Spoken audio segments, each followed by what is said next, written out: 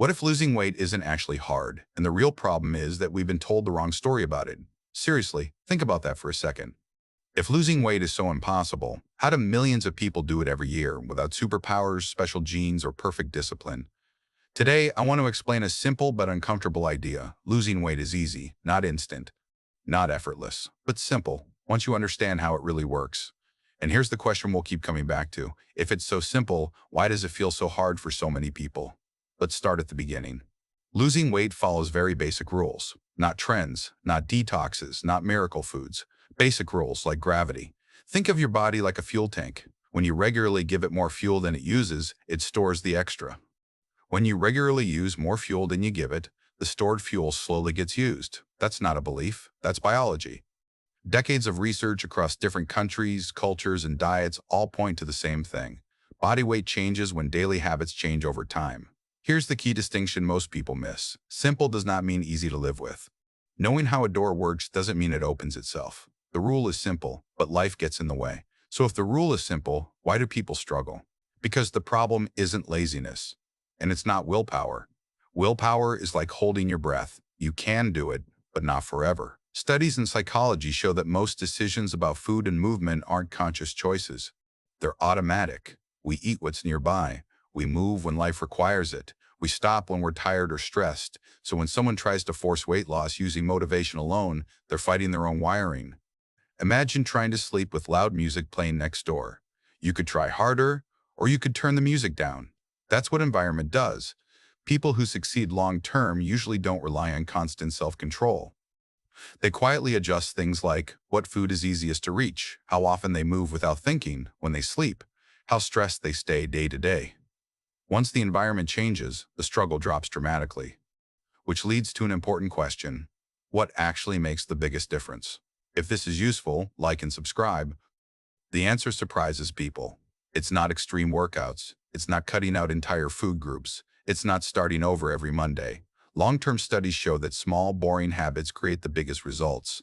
Things like eating meals regularly instead of swinging between restriction and overeating, moving your body a little more during the day, not punishing it, sleeping enough so your body can regulate hunger properly, paying attention while eating instead of rushing or zoning out. Here's a helpful way to think about it. Weight loss is like adjusting the steering wheel on a long drive. You don't need a sharp turn. You need a small correction held consistently. And yes, that means progress can feel slow. But slow progress is often the kind that actually lasts.